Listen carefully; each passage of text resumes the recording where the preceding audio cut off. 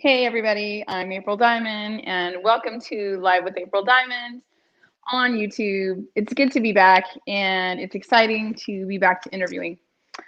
Um, so I just am testing out some new lighting. We'll see how this works. I think I have a little bit of a shadow, but it's okay. It's okay. Um, so yeah, so what's really cool is some of the people that I've interviewed on my Instagram at April Diamond Music. If you don't follow me there, go follow me there at April Diamond Music. Some of my friends who have been like such a fantastic interview, we have great talks, great conversations, are coming back to start off this next round of interviews with Live with April Diamond. And of course, my buddy, Sean Hill, who I love talking to. He's a great poet, an actor.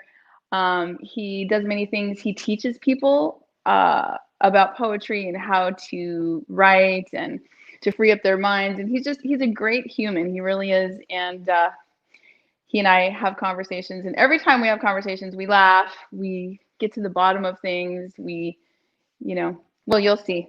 I'm going to bring him on right now. So Sean, are you ready? Let's chat. So let's bring Sean on here.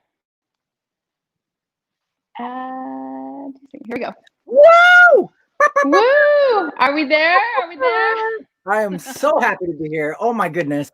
I can feel the difference too. I feel like I'm on your YouTube channel. I can feel it right now. Yeah, right? Isn't it though? Oh my gosh. So cool. Good.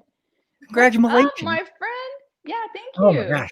Oh my gosh. I miss you. I just caught up on your last post about the interviews that you're getting back into. So I'm excited for you. And it was lovely to hear what you said. Like, you never know who these people are walking around every day or going to get a coffee or people that you've never met before, but you're having these detailed conversations with them and learning so much more than you would have normally learned, if you didn't say something, if you didn't ask these questions. So yeah, my hat and my fro off to you, my friend. Yeah. Dude, I like your fro. Okay. I totally dig it. And if I took my hat off, it would be like flat and then hair. So I am like sporting hat head, but nobody's going to see it. They just see the glittery hat. You know what I'm saying? The glittery. Yeah. Because it's a name, I've got to have some sparkle. Much. Oh my gosh. Oh, what about you? What's up with you? What's going on? Yeah. So yes, and you know what? Yes, thank you for listening to that and for bringing up that point. I think I've learned sort of the hard way, to be honest with you, where I've met somebody here and there and I've been like rushing around town, or maybe I was impatient at a light or something and I passed somebody and I was like, oh my gosh, I know that person. Oops. Right. I learned, oh, you know what, April? You need to slow down. So I've learned my lesson with that too. But it's, I feel like that these people show up in our lives, for us to stop and slow down and, as they say, smell the roses or whatever, or smell the coffee or whatever. And pet the dog. I don't know if you saw on my story. This guy brought in this dog, and the dog was like waiting in line with the owner to get coffee, and I'm like, you're not going to give coffee to the dog, are you? But he's a really cool dog. Random. So yes. Yeah, I'm worried about that dog now. Right. Yeah. About the dog. But yeah, so there's lots of amazing humans walking around, and I feel like the world needs to know their story. That's kind of the premise of Live with April Diamond. But I'm good. I have been, there's a lot of things going on, and if I rewind back to when we had all those fires, which I think there are still a couple burning, my family and my sister was near one of the big ones, not the Bobcat fire, but the what was the other one? I forget the name of it. The one out in Oak Glen where 1,000 of the apple trees got all burned down, which is very sad. So my mom lives 2 miles. The fire line came like less than 2 miles from her house. So they evacuated her. And ever since then, she's been with me. So it's been me and mom. Oh, that's so sweet. Okay. Yeah, no, I'm glad y'all are okay for sure. I had a few friends near the fires, and yeah, no, heck that was. Yeah, that was definitely a hectic time. So yeah, a lot of people are okay, thankfully. And they always say that thing about the memories and stuff like that. That you don't lose those, at least, the material stuff, is the kind that we're learning always how to better let go of anyway. So Yeah, it's just that's tough. That's just tough. Yeah. Yeah, it's tough. But it's you know, we've learned a lot of things, and I've got to spend a lot of time with my mom, more than I have in years, frankly. And Wow. so some of her creative, crafty things, we've spent a little time. I've been helping her like get that going again. So she's like making all these wreaths and all these things for the holidays. So she's all Oh, excited. It's cute. what's your mom's name again? Kathy. Cat. Oh, that's such a good mom name. I love that. That's a good Yeah. mom name. Yeah. Kathy. Hey, Kathy. Hi, Kathy. She's Good to see making wreaths right now as we speak. So you. So cute. It's too cute. Oh my too god. cute. So yeah, so I'm over here writing songs, you know, struggling through it. I've got great ideas. You know, that's where we left off of Yeah. the, you know, writing songs or whatever. Right. I have written a couple of really good ones. They're not finished, and I think that my producer and I have come across like, I think in total there's about 4 or 5 in the works all at the same time. It's just like when this burst of creativity comes, oh, I want to sing about that, and I want to write about that, and I want to write about that, and I'm like, okay, we need to follow through and finish the thought. Yeah. But here's my question to you: like, do you ever experience as a poet, spoken word and poet, same thing? Okay, yes, same thing. Right. Learning, I'm over here learning. Uh, when you have different ideas and they're coming all at the same time, I don't know if you've experienced that, but if you have, like, what do you do with that? Do you just start writing everything down, or how do you manage that? Oh my gosh, if that's ever happened, that's like Maybe it's just me, my ADD no. brain, like creativity. I mean, I feel like if you're an artist, like you're just gonna have to accept that you're gonna have spontaneous bouts of ADD, like with everything. Like you just it comes with the territory for sure. I'd say usually when I'm writing, I like to do my poems in free writes whenever I can, right? Where just for like 10 to 15 minutes, I'll go in on a single thought or idea and I'll see where that goes and where that takes me fully, right? And Right. then after looking back on that, there'll be maybe a few spin-offs that I could do, almost like a TV show, right? Where I see the bulk Sure. of this poem and there's like 3 ideas that aren't fully fleshed out or that I want to dive into more in some way, or maybe they do deserve their entire poem like them by themselves, right? So Right. it's a lot of picking and choosing. I'll tell you one story is that my main poem, Optimistic Incisions, which got onto the TED Talk, which has been parts of movies and documentaries and stuff, that poem was officially about a year to do because I had 2 separate verses that were connected that felt good. And then there was another verse that I wrote like a year later that I was like, huh, this doesn't feel right by itself. I want to add it to something else, but I don't know what. And I went through a bunch of old poems and I saw that the other 2 verses and I maybe transitioned with a few couple lines changed, right? A couple lines that changed up that I switched up and it was perfect. It was one of my like favorite poems I've ever created ever. And I got That's so awesome. excited, right? You get excited, we're like, oh, I feel like it's complete. I know that feeling. Oh yeah. So good. Yes, I that's never see it. great. It takes time, but it's worth it every time for me. Yeah. So, would you say that a free write is kind of like a brain dump? Is that Oh, yeah, equivalent? I get that one. That's I'm very like my visuals are very strong when you say something to me. So I saw an image of my brain taking a dump, and it was weird, it was beautiful, and it was definitely disgusting. But I say, yeah, it is a brain dump for sure. Oh my It's like god. You very gotta love my friends, you guys. You gotta love my friends. yeah, it's The best. a really cleansing feeling for sure to do a free write, aka brain dump. Yes. Yeah. Yeah, I think that I'm kind of the perfectionist to all the way, yeah, just all the way. Because I write something, I go, no, no, I don't like that. And I'll get on a roll and I'll write something that I really like. And I don't want to mess it up with something that's not supposed to be there. So I'll stop and I'll get another idea and I'll jump over here. But you know what? I do need to, and I feel like maybe I have done it, but I think you have to be consistent with your free write or your brain dump, whatever. Let's call it free write to be Yeah. a cleaner version. Okay. Uh, how often do you think poets I'm and listening. songwriters need to do that? A Oh daily wow. thing? I mean, How often? That's a great question. I think as often as we want our sanity.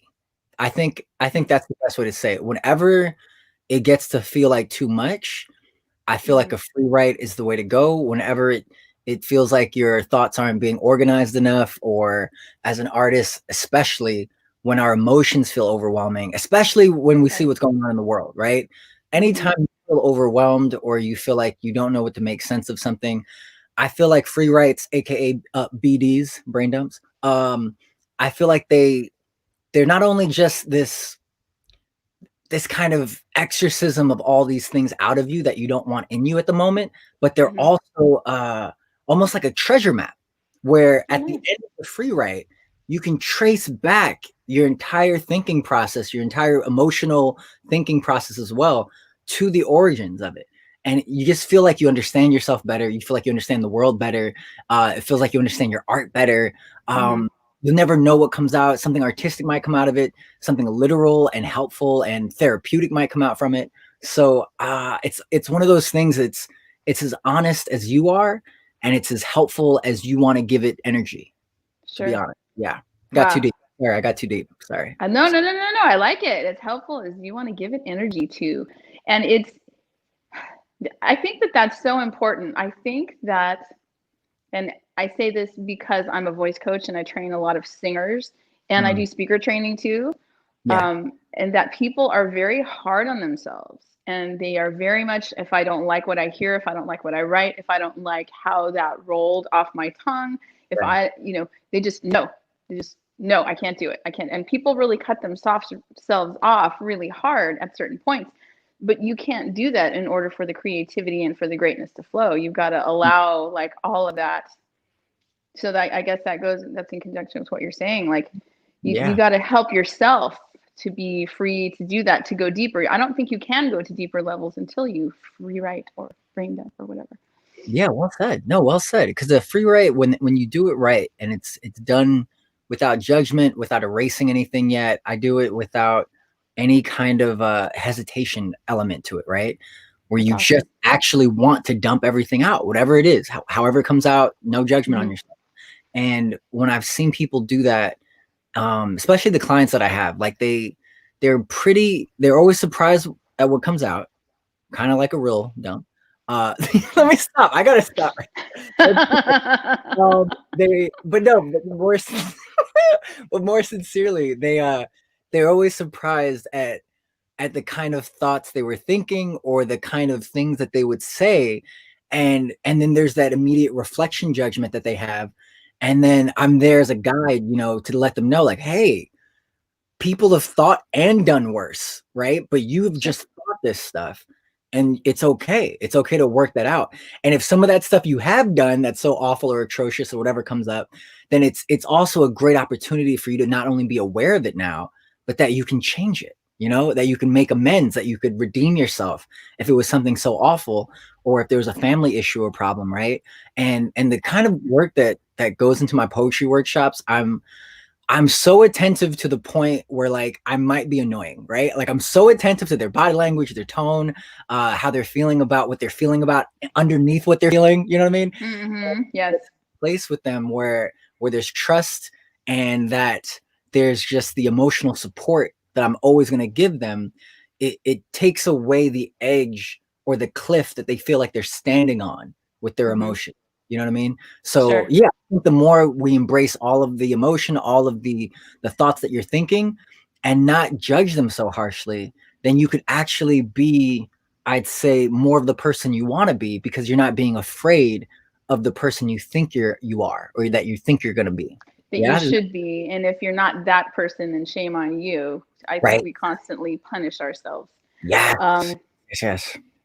yes, that's a very, very good point. You're really great with that. And what I like about your approach is that everything you give validity to artists and to people and to their ideas and their dreams and their thoughts and where they come from. And you identify those things as that's part of your journey. And I know that you encourage your people to be who they are. And like you say, all the things that are the parts that they don't like, these are the horrific, awful parts that I don't want to talk about, but it Mhm. has to come out because it's part of our journey. And like you say, you can change it. Right. And there Right. are a lot of things about my journey and still to this day that I change. I didn't get this far in my life without changing Mm. daily Yeah. and Well said. without shifting my thoughts, saying, you know what, that's not going to work. You can have that attitude or you can act that way, but the thing is that that's not going to take you forward. It's not going to take you to the place where you want to be in your life. So change it. Yeah. And that's my inspiration for Beautiful. myself. Wow. But I feel like that's my message with other people when I train them, you know, and just being a singer. And when I'm in that booth doing my thing, I'm like, you know what? I need to come up to that level and do this, because my brain's going, oh, see, you did this wrong. You did that wrong. That's not right. That's not right. Whatever. And I go, you know what? No, this is all part of it. And so I'm in the moment in there recording, learning as I'm singing, going, you know what? You need to bring that level up. And every time I slay, now I walk out of there, I'm like, yes, I got it. So yeah, so I just want to tell all the artists that are watching, or people that have any hint of artism, artisticness. Wow, I like that. Up there, yeah. Wow, making up words. Like it's a disease we all want to have. Yeah, my God. Yeah, it's a good thing though. It's who you are. Just do it. You made me think of something else actually just now. Is that you're being so open and honest and vulnerable right now about going into these booths and the studios, right? That so many of us as artists go to thinking that we have to be, like you said, like kind of this perfect artist or this perfect person with the perfect story and the perfect writing and the perfect, right? But to get to that place where you know you're confronting something every time you go there, where you know you're gonna work on letting go of that perfectionism, or you're gonna just go in there and just be your honest self. That's so powerful, you know, because we can easily think of artists like Amy Winehouse and others who tortured themselves about that, or felt tortured in a way where the support that they wish they were getting from other people, they didn't know how to properly fully give themselves, you know what I mean? So when we have that healthy mindset as an artist and we go in there not pretending to be perfect people, it's a lot less pressure that we'll feel on ourselves, but also a lot less pressure, I think, that we'll take on from others or from our audience. You know what I mean? So that was great. I love the way you said that. That was really powerful the way you said that. Oh, thank you. Well, I love your recap. I love that. Yeah, I'm telling you, I look deeper into it, and what you're saying and what we're talking about, this kind of topic, is the kind of stuff that saves lives. It literally is able to do that. Totally agree. That way, you know, if we take it that way. Yeah. Yes, I think that art, and this is something else that we wanted to talk about tonight too, is why is it important to be an artist in this day and age? And I just think it's important because sometimes people get lost in the difficulty and in some of the drama, because there's a lot going on right now. And I think people get lost in the sea of whatever I'm supposed to be, or my friends won't like it if I think this way or that way. It's you know, I think that we have to own our own identity and say, you know, this is how I am and this is what I believe, and you know, this is who I am. And I think we all need to be accepting of each other. I think creativity helps us do that, helps us to reach out and connect more, because creativity, I think, is about who you are, but it's about who that person is. And it's about differences, right? Because us being different brings something to the whole, you know, it's like a really good pizza. Put everything on it. I don't know. Okay, I didn't expect you to say that one for sure. I somehow relate things back to food, you know, and I'm like, what would be good right now that I cannot eat? Food and poop and brain dumps. We're going to talk about it all. We're going to talk about it all. But you said, is that what you got from that? Okay. That's exactly what I got. But let me stop. I was going to say that there was this thing that you just mentioned, and I'm going to find this quote because I don't want to mess up the quote itself. And it's so powerful to me because it says a lot of things that I think our creativity forgets to do, right? Unless we teach our creativity how to be creative, or unless we have a truly open mind, sometimes our creativity is still limited, right? And one of my favorite poets of all time, Adrian Rich, she's this awesome feminist poet way back when, and she wrote this essay about poetry and about ideas and about revisioning your work and going over it and over it again. And what she said here was amazing. All right, get ready. Are you ready? Are you ready for this? I'm ready. So she says, for a poem to coalesce, right? For the younger viewers, that means to like reach its highest point. For a poem to coalesce, for a character or an action to take shape, There has to be an imaginative transformation of reality in which is no way passive. Okay. It's in no way passive. And oh, wait, I lost track of it. Hold on. Oh my gosh. This moved it. Okay. Yes. An imaginative transformation of reality, which is in no way passive, and a certain freedom of the mind is needed. Freedom to press on, enter the currents of your thought like a glider pilot, knowing that your motion can be sustained, that the buoyancy of your attention will not be suddenly snatched away. Here it comes. Here comes the big part. Moreover, if the imagination is to transcend and transform experience, it has to question, to challenge, to conceive of alternatives, perhaps to this very life you are living at that moment. You have to be free to play around with the notion that day might be night, love might be hate. Nothing can be too sacred for the imagination to turn into its opposite or call experimentally by another name. For writing is renaming. Okay. And when it like, first of all, what's your immediate feeling on that? Like, could you take it in? What did it do? I would love to know. I think the first thing that comes to mind with all of that, and there's a lot there to dissect and take apart, is to be, free your mind and be open-minded and to be free to change your mind. Like I've been thinking this whole time it was this and it was actually that. And I can say with all honesty that I have experienced quite a bit of that as of recent with my ability to let myself shift on a dime, like I'm going to change that because it doesn't work for me. So so I think it's just being honest with yourself and saying, if this is not the way things really are, I need to, if I want to advance, then I have to face the fact that maybe the way I've been doing things isn't it. Right. Maybe I need to flip it on its back and do it the other way. And that might be the right way. That might be progress. And it's okay that I didn't know that that was the way, right? It's okay that I didn't know for all these years. And I can say that this is all part of my journey. It's okay that I didn't know that whole time, because it took me learning these things to get to that point. Right. Now I can leap even further, because when you change and you shift your mind, you learn to change more quickly. You learn to take even bigger leaps into your own dreams and the things that you want to see realized. Like you leap hard. You're like, you know what? If I did this and this and this, I'm ready to jump over the house or something, big one. Well said. Well said. Oh, I don't know. What do you take from it? Oh man, it as an artist that also, whenever I talk about something either political or I'd say even controversial in my poetry, right? Sometimes the controversial stuff, it's like, it's not even controversial. It's just, it's truth sometimes. And people get scared of talking about, right? And so I'd say I always have to make sure that every side that I'm looking at of a story is thoroughly fleshed out. It's thoroughly checked out and looked up and under, and I have to make sure that I can be as factually honest as well as emotionally honest, right?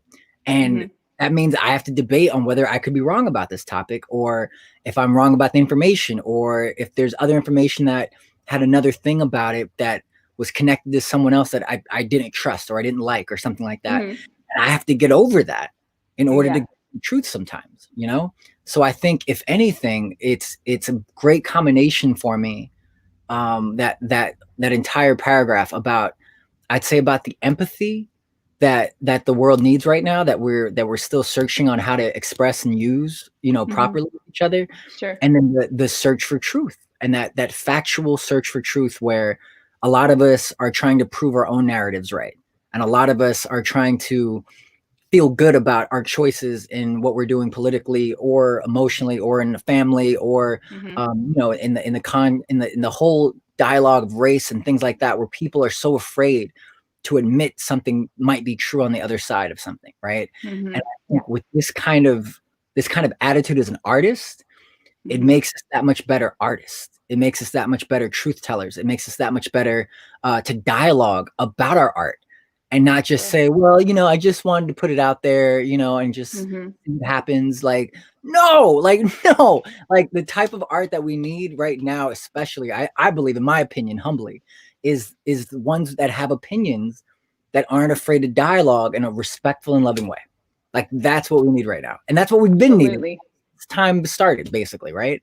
But now it's where I think, and yeah, and I would love your thoughts on this too, to get to a place where we use art as a dialogue starter, where we use art like, hey, uncle, you know, what did you think of this piece? And does it make you look at Confederate statues any differently? Or how do you feel now after talking about that, right? Or you show your aunt and, you know, hey, I remember you know, my cousin dealt with police brutality before, and you know, and they're white and they're Irish. Like, I'm curious what you thought of this story in comparison to that story, you know, and really starting the dialogue that sometimes is scary to have for people. But I promise you all out there also, I promise you all, the freedom you feel after being able to discuss something vulnerably and honestly, it's so much better than living in avoidance. Like, I promise that much. Yeah. But what are your thoughts?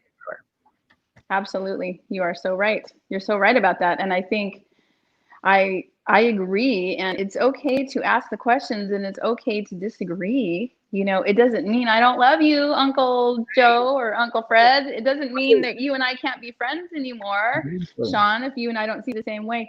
It's different that makes the world go around. It's different that putting all that different stuff on the pizza that makes it taste good. It's it's coming to the table and finding ways to make things work, right? In life, in personal life, in family, out there in the world. And yes, we have all these politics going on, and we have election, we have all these things, and a lot of emotions.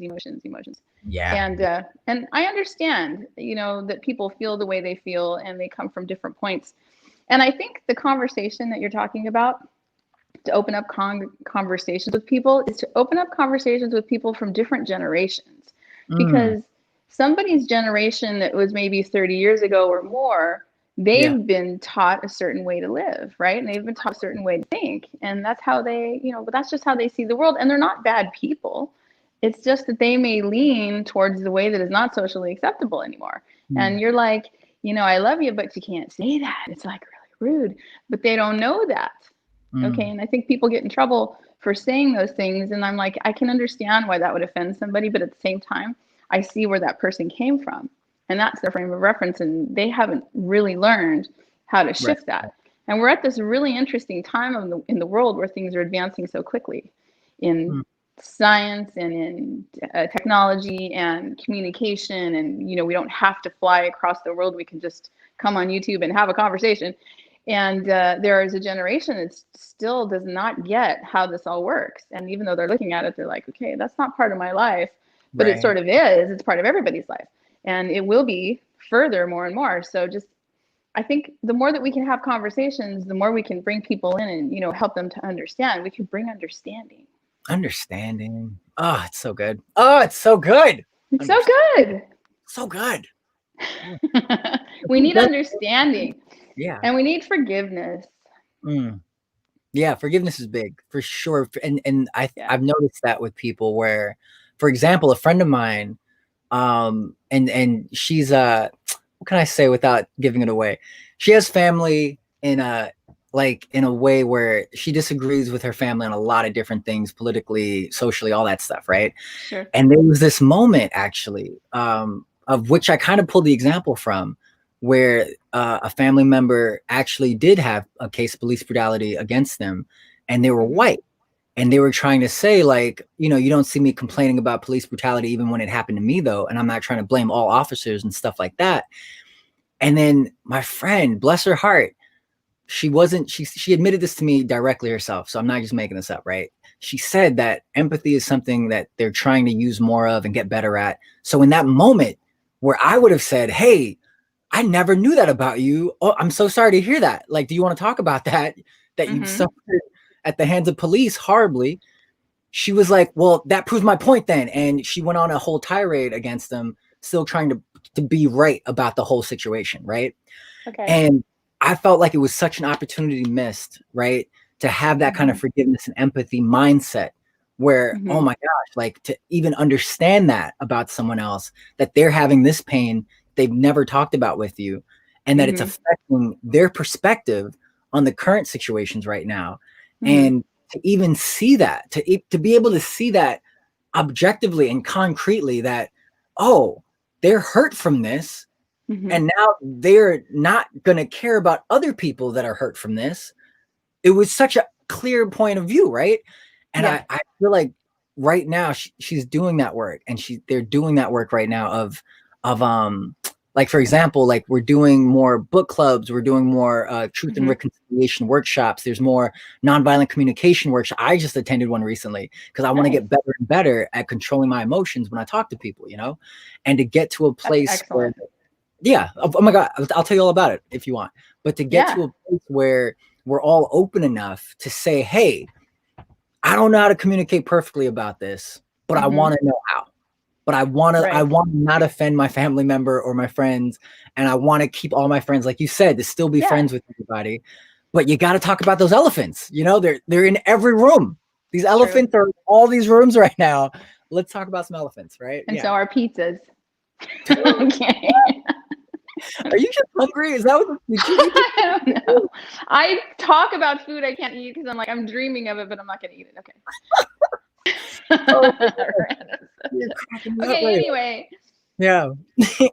Yes. Yeah. That's amazing. That's amazing. Yeah. Reconciliation, forgiveness. Well, attending workshops to learn to have the skills to be able to communicate in that manner is so very important. It really is.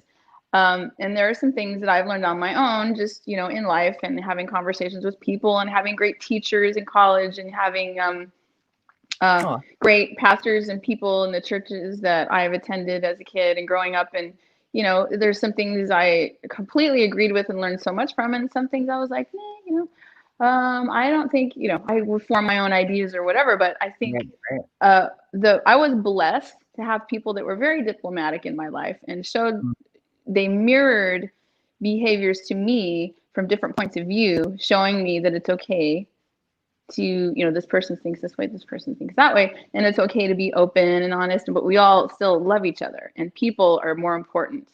In the end, people are more important. Yeah, well said. Well said. And I mean, that's the whole struggle to get to, is that we believe in that collectively, but it's not being done. It's not being shown a lot, right? So to get to that place where we can believe that and act that way with each other, I think is the whole disconnect, right? It's that whole of how we know the destination is important and everyone believes that, but then the journey part, it's like, come on, y'all, like, let's fuel up, let's get some gas, let's go on this journey. And it's okay. Like, it's gonna be absolutely easier than you think.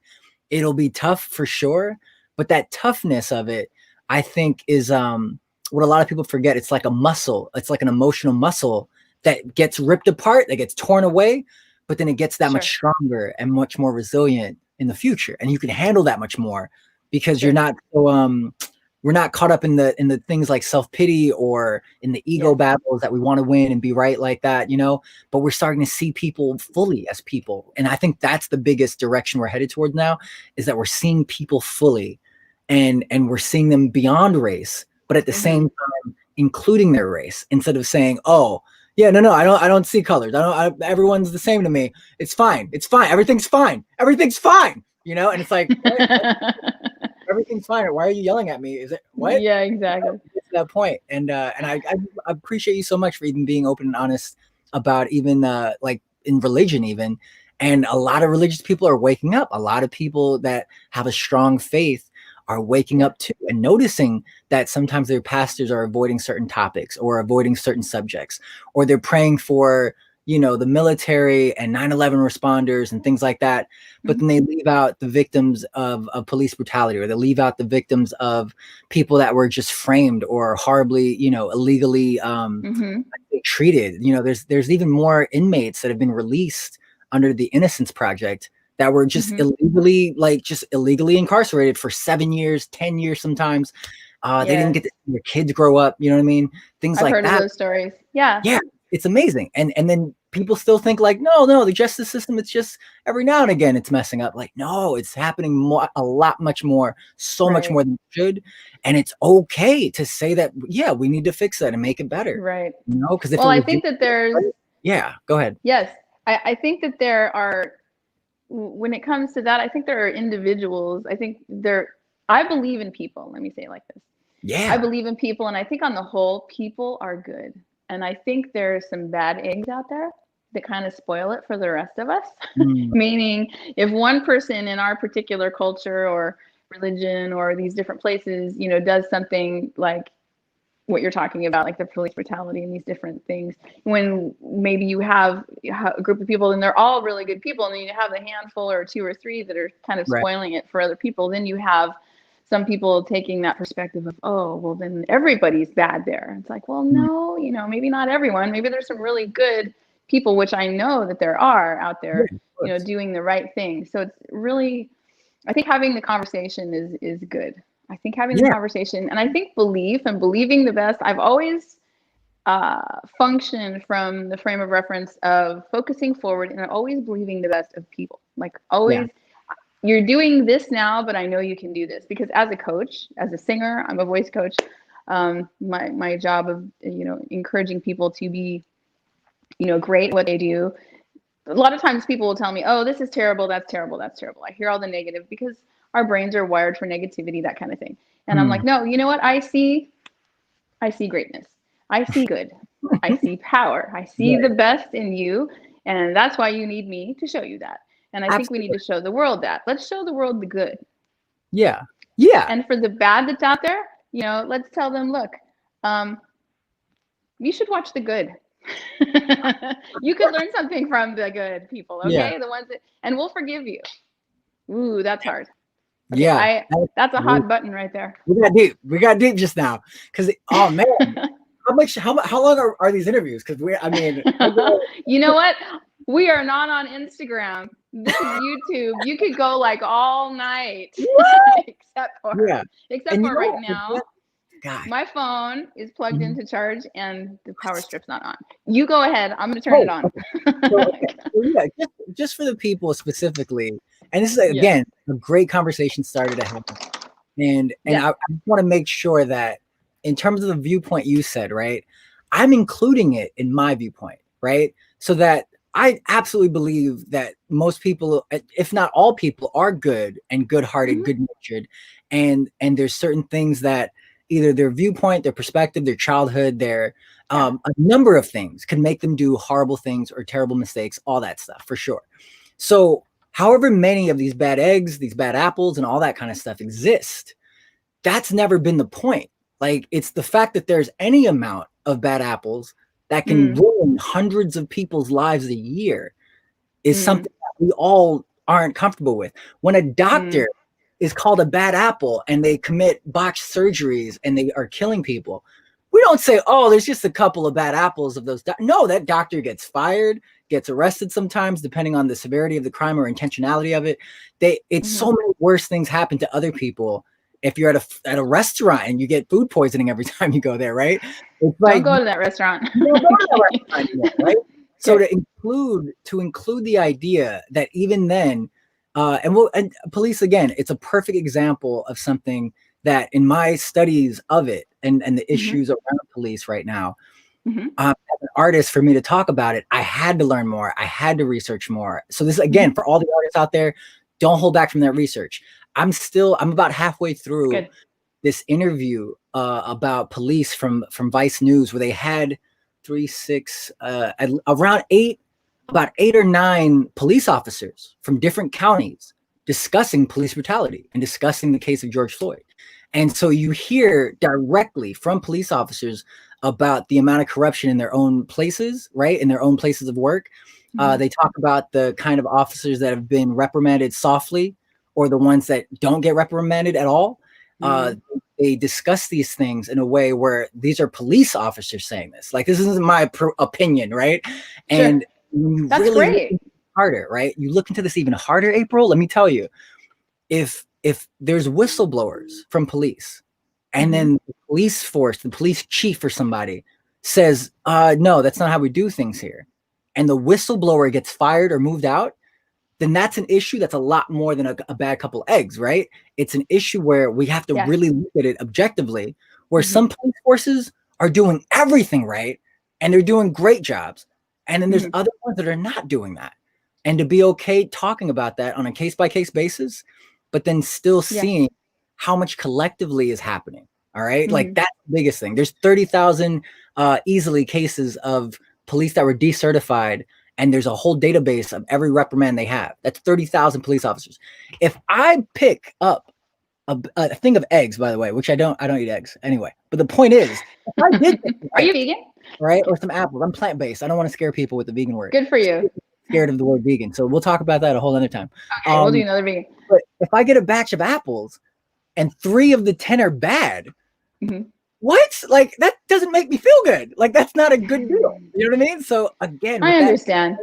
With that mentality, I just want to make sure people knew that it's okay to admit there's a lot of them out there, but that doesn't mean we're saying all police are bad. No one's saying all of them are bad. You know what I mean? Yeah, I think in any scenario, you don't want to say everything is bad, because sometimes, maybe sometimes there's a long line of bad stuff in there. I think that in every area you can find that, but you can also still always find the good. There are the good ones, and like my friends, I have friends that are police officers. They go out and save people and put their lives on the line every day, and they're friends of my family, and they're good people, and they're like, hey, we're the good guys, okay? So remember us. And they're the ones keeping us safe, and they're the ones that, are bringing the kids home that are running away, and the parents are like, where's my kid? And the police officer brings their daughter safely home. I've heard so many stories of that. I mean, all kinds of stories.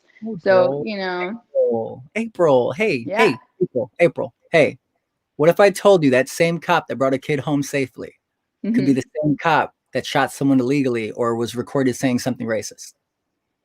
Well, it could happen. It does happen. That's my point. It's okay. We still want to love that officer. We still want to forgive them. That's the whole thing. But let's not lie about it. Let's not keep saying, oh, no, of course not. Of course not. Yeah, that's all I'm saying. So, but we're saying this because in art and in telling your story, like people have different perspectives. They're going to be able to tell their story in different ways. And I feel like art is what brings us together, like we're saying, bringing the conversations. Bringing us the conversations to the surface. So that is, that's the good part of this. And although we can't control what other people do, we can be honest, like you say, but we can also speak our truth from our perspective and bring our thoughts together. And with art has always been historically something that makes people aware of what's happening now, what happened back then, and sort of, it sets the precedent for, it's almost like sometimes it's almost like telling history. You tell your story from back in the day and you bring it to current day. And these are all parts that make you who you are. And that's what tells the world, oh, that's where we came from. That's who we are. And some of the greatest poetry in the world and the greatest songwriters and songs that have been sung, tell those stories and remind us where we came from and where we're going and who we want to be. Woo! Oh my, well said again. Are you going to accept your Miss America speech right now? Is that what you're doing? That was amazing. What? You're like, can I do it in my sparkly hat without a tiara? Yeah. Oh my God, that is your tiara. What are you talking? Yes. That's what I'm saying, because I don't have time to do my hair. I'm too busy. Said like I'm too boss. busy. You said that like a boss. Well done. Well done. Yeah, I mean, art, that's exactly what it's there for. And whatever opinion you have, it's great to get it out through art. And then we always want to discuss more. Like every art piece that I've heard about it's a conversation, and people start talking about it, and I think, ever since I think, gosh, from James Dean even, and I'd say, people that have really like been able to say something with their art in a way that people didn't expect or didn't see it coming, or I mean, I'm thinking of James Dean, but I also get him mixed up with Bob Dylan. My bad. Bob Dylan. James Dean, actor, Bob Dylan. Yeah. I mean, they're both songwriter, singer. Yeah, they both are. But those kind of artists, like in terms of being open to hearing that feedback and the conversation, like it's again, it's a really humble, and I feel like a very humble and I'd say vulnerable place to be as an artist, because you do have to admit if you're wrong about something. If you put a fact out there wrong, you have to clean it up ASAP. You know what I mean?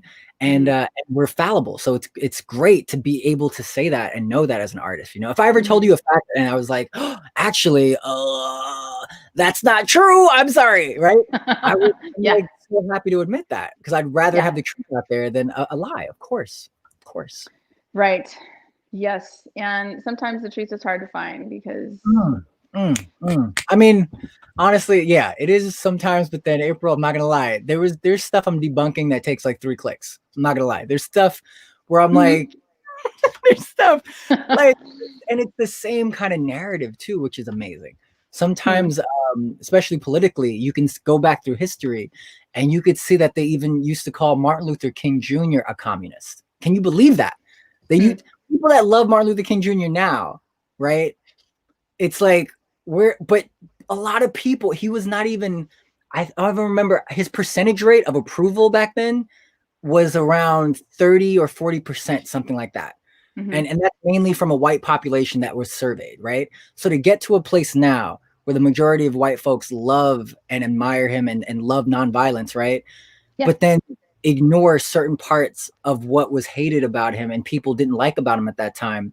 It just goes directly into our history that we're making today. And we're making a lot of the same mistakes of not really hearing what's going on and doing that research, like you said, ourselves.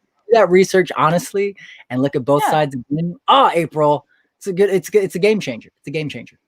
Interesting. Yes. Yeah. Oh, and history to today. Yes. I was gonna ask you this. As an artist, right? Yes. When you get into a place of that discomfort, or you want to like write about a topic that you feel is controversial, did you ever do controversial songs and things like that? When you say controversial, if you're talking, I don't get really into politics and that kind of thing in my music. I don't have the passion for that. The passion that I have for writing songs and telling stories is the personal experiences, and love and life and, greatness, and to not give up, and to, be the greatest form of yourself. Like, those are the things I'm inspired to sing about. That's really beautiful. I don't go into that other realm, at least not at this juncture. I feel like in this day and age, what we need inspirational types of things. We need things for people to look into themselves and feel good about themselves and really love themselves for who they are, and to go out there and just be great at what they do. Like, everybody has greatness. And I feel like sometimes people are just scrolling and I'm like, you know what, dude, you just go out there and do your thing. Like, we say hi to our friends on social media and that kind of thing, but some people live by that, and I get it. And I also say you got to have your poet time, or you got to have go, whatever your hobby is or whatever you do, like, go out and invest time in you, in what you do and who you are, and put the social media down for a while, and put this down, put the phone down, and go out there and, write about you and your experience and what you want to say. Oh, that was beautiful. Thank you. My voice training system is called Let the Voice Out.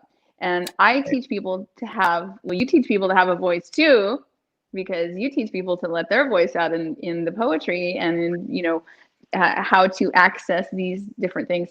I teach people to have a voice. Like, I'm a singer, I'm a recording artist, but I also am a voice coach, and in all the different facets. And I find a lot of inspiration and satisfaction personally when I can lead somebody to their voice.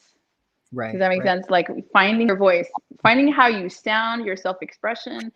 There's a lot of people that don't like how they sound. And I want people to love themselves and love all the perfections and imperfections, because again, it's the perfections, imperfections, all of it. That's what makes us who we are. Back to the pizza with everything on it.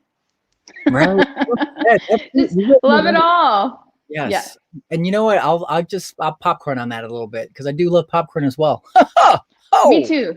That kettle corn, I tell you, they made kettle corn. Seriously. Perfect popcorn. Anyway, I'd say, like the idea of identity and yourself, and finding out who you are, and discovering your true voice, and what that means, what your true voice is, right? To even understand what that means, to dive into all the colors of your voice, right? And the clients that I've had where there's times where they're kind of hesitant to go into their anger, right? Or to go into the vulnerability, like I was saying, or to go into like even letting people know that they care so much about something. Even that is scary, right? And that's again, scary for me, and I still try to write about it. By the way, the vulnerability is for me. oh my gosh. So we're gonna talk about all your deepest, darkest secrets. No problem. Oh my gosh, no. Yeah. Okay. Okay. I'm ready. I love I love how you made you get all shy and embarrassed in like 2 seconds. Yeah, I'm like not telling my story. Okay, no, Oh I am. God. But when you tell your story poetically, Yeah. you don't have to go so there. You know, you can be poetic about it. Oh, of course, of course. So that's my goal always. Yeah. And Oh my God. I didn't know that was one of your goals. Okay, so we have to do a workshop very soon. We're gonna we make should. it and also to let people know, especially if this is your first time watching me on here with all your beautiful April Diamond fans and viewers. Yeah, a lot of my poetry is not even political. That's the crazy part. So as informed as I get, or as passionate as I get, a lot of my poetry also tends to be about upliftment, about the kind of universal knowledge or universal understandings of things where I want to reach as many people as possible, young and old, you know, every shape and size, to make sure they know how beautiful they are, to make sure they know how loved they are. And that even then, even when you feel like you're most alone, you're still part of this beautiful collective of humanity. You're still part of something, somebody somewhere out there cares about you. You know what I mean? Yes, of course. I've seen so many people go to these poetry open mics and they finally feel like they have a family. They feel like they have some tribe they belong to, you know, they feel like they're understood. And even then, even when they have a bad day and they go to an open mic and they share their voice for those 3 minutes of a poem, those 4 minutes of a poem, they feel listened to.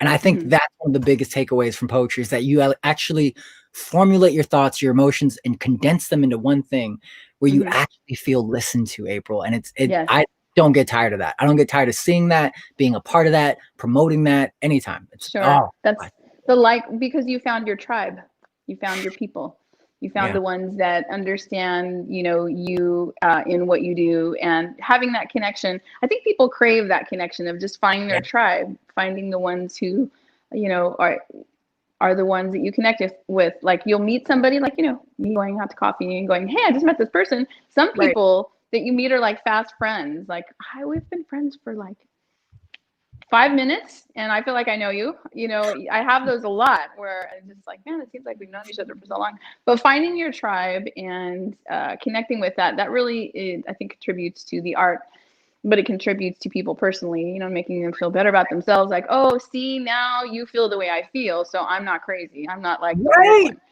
Oh, but I don't think being unique like that is so, you know, you're not crazy. You're just being you. It's just different, and different is okay. It's so okay. It's beyond okay. It's okay. Like, especially if you're pineapple on that pizza, like no one really gets pineapple. No one really understands pineapple actually does belong on a pizza. You know what I mean? Nobody has its day. It has its day. Yes. I know I made a lot of people. I felt like I separated a lot of people just out. Like I was like, wait a minute, this guy likes pineapple. There's the pineapple eaters, and then there's the non-pineapple on pizza eaters. Okay, and that's it. That's. Oh man, some people care more about that than police brutality. Let me tell you, they'll be like, wait a minute. I was okay with all the controversial stuff, but this pineapple business has got to stop. Oh man, seriously. It's really important what side of the fence you are on about pineapple on pizza. Right? I just made a joke about that. Like, yeah, that was wow. Anyway, yeah, I'm still open. Yeah, whatever you want to talk about. Oh my gosh, this is so good. This is so good. I think that what we should do is because you do workshops. Tell the people about what you do, because you do workshops and you help people free their mind. You help them get outside of their head. You have clients that you work with. So tell the people what you do, and you've tapped into it a little bit, but what are the workshops and where can they find you? Totally. So you know what? To kind of give a broad background real quick, as I'd say a host, an actor, and a poet, right? Those are my three main jobs right there, right? And then in terms of workshops, I kept doing those at schools, at certain events and whatnot. I've done that with the Skid Row and the beautiful residents over there in Skid Row. That is one of the nation's largest homeless like capitals in the world, right? And to get to a place where in terms of working with people of all, I'd say whether they're beginners or they're poets for years, when the workshop started, I realized that I would have to separate the types of workshops that people needed, right?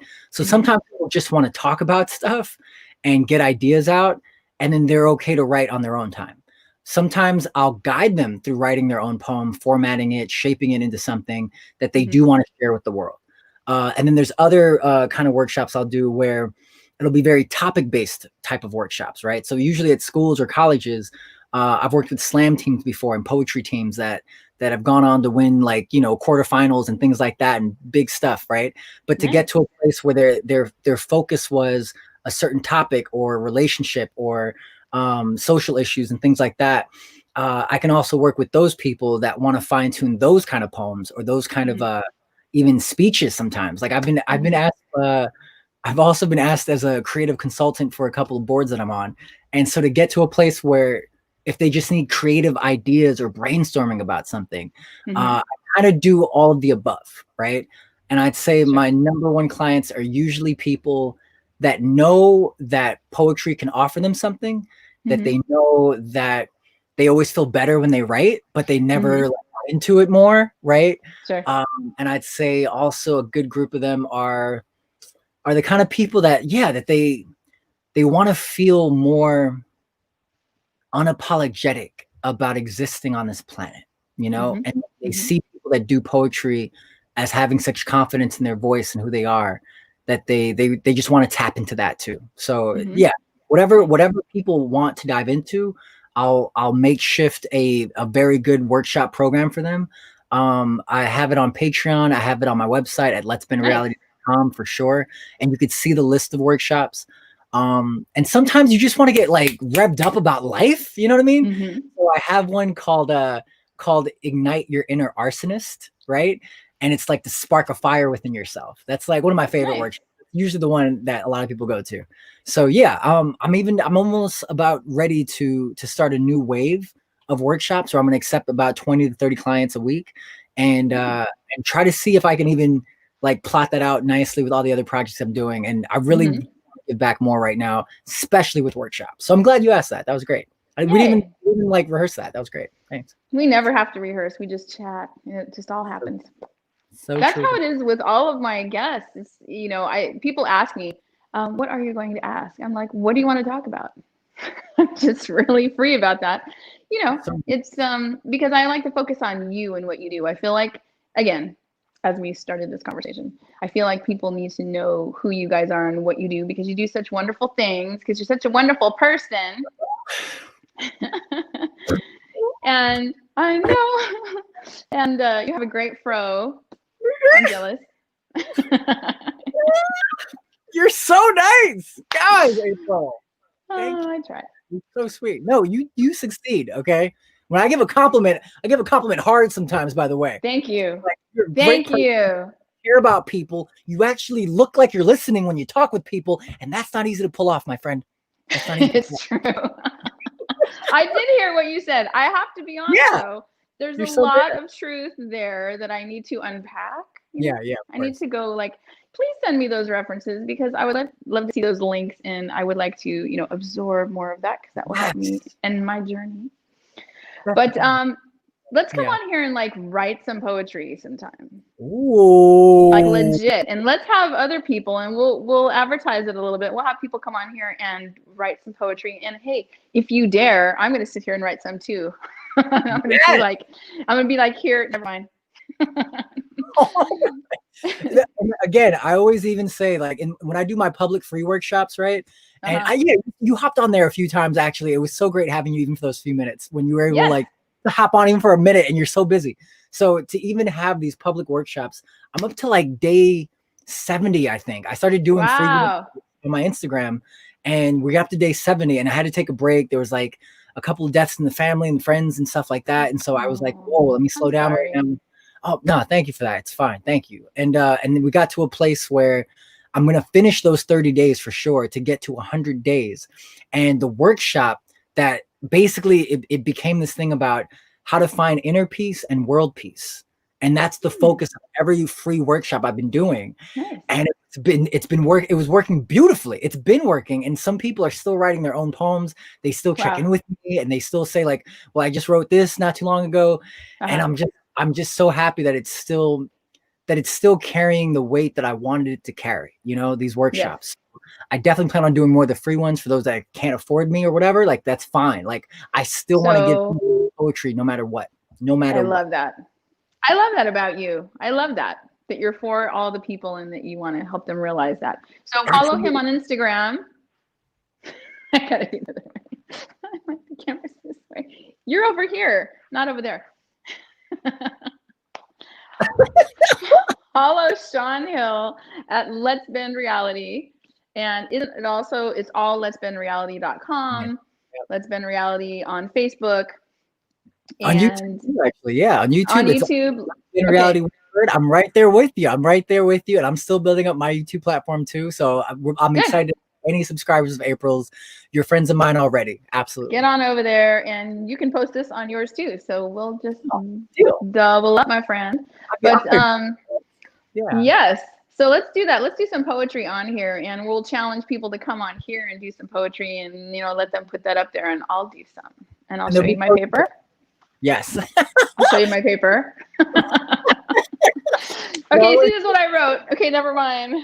And I'll always say, like, hey, if you only want to read a few lines or two from what you wrote, that's okay. Like, I'm very safe space, very like so supportive. You know what I mean? Because like he's very safe space. He is very supportive, and he is very like making you feel legit. He doesn't go, "Why did you write that?" Duh. He never does. Never. No. Yeah. Oh my God. And the beauty of it is that even my youngest, I'd say, were like high school students. That they're one client of mine was a mom that wanted me to help her daughter write this poem for her for like her graduation speech. She was going to do a poem, and it was one of my favorite things. So even I'd say at that young of an age, no matter what your age is, no matter what your experience with poetry is, it's really just about your experience with yourself, with your thoughts, with your feelings. That's all you need to know. And even then, even if you don't know that, we'll figure it out together. Okay. I'll hold your hand. You can hold my hand. It's okay. Thank you. You're welcome. I appreciate that. Yeah, of course. So nice. Yeah. Oh. I feel you. Oh, I'm gonna hug you so good mentally. I'm gonna still hug you. Yes. Social distancing hug. There you go. Right. Okay, so follow Sean Hill on all the Let's Bend Reality. I love his handle. It's great. Let's Bend Reality. Let's totally do, because that's where we find the magic. Yes. We find the magic. All right, my friend, I'm going to let you go because I'm melting out here in my studio. It's hot. I know. I'm sweating too. It's sweating. Whoa. I'm like, dude, it's time to go have some dinner and relax. All right. And this is Live with April Diamond, and we will do this again, my friend. So you'll be able to post this pretty soon. So we'll just let this settle in. And have a great day. Have a great night. I'm going to take a picture of a pizza that I'm not supposed to eat, and I'm going to put pineapple on it. I'm going to send it to you. Sean, I'm honored. Here's the pizza with everything on it. Oh my God. If it's a plant-based pizza, I will cry. I will cry out of joy if you do that. You mean like a cauliflower pizza? Oh. I am the queen of cauliflower pizza. Okay. I love, and I put all kinds of crazy stuff on it. I didn't know how good they'd be until I tried it. I was kind of scared at first too, like myself. I was even scared, but it's so good. Did you know they make cauliflower chips and cauliflower everything and cauliflower bread? It's just all cauliflower. Buffalo chicken cauliflower, amazing. Buffalo chicken cauliflower, amazing. Have you had that? Oh my God. Yeah, I have. I've had that. I've had cauliflower tacos. I've had like Yeah. Okay. I'm gonna go eat and poop now. Okay. Yeah. Oh my God, did you just Much love to you and all the people. Bye. Oh my gosh, you're cracking me up. Cracking me up. What? You're cracking me up. Okay. He is cray. I love him though. Oh my gosh. So that's my buddy Sean. Go find him on Let's Bend Reality, on YouTube, on Instagram, on Facebook, on all the social media platforms, on Twitter. So that's Live with April Diamond. If you didn't catch the live, go back and watch it. It was an interesting conversation. We talked about a lot of things and creativity and, you know, all the things that make the world great. So have a great night. I will see you guys on Wednesday because Courtney, my friend Courtney, is back. We are going to have some theater chat. And the theater chat is about all the fun things that happen behind the scenes. And Courtney is a blast. She's hilarious. You're going to love her. She's an incredible singer and actress, and she's just sitting at home waiting for the theater to open again, which will probably be a while. But we're going to chat until then. Have a great night. Thanks for watching.